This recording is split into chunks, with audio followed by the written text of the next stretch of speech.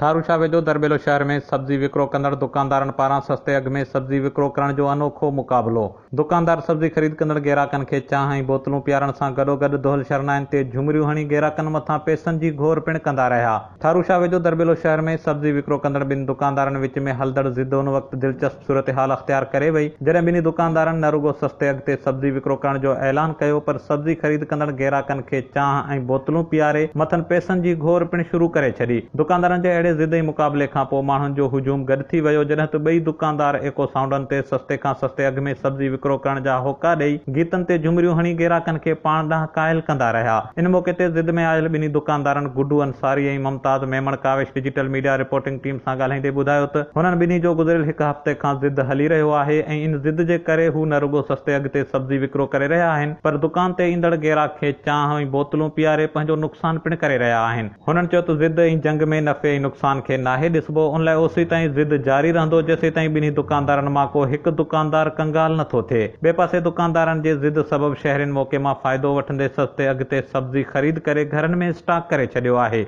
DM Soomro, Kawish digital media reporting team, ठारूशा।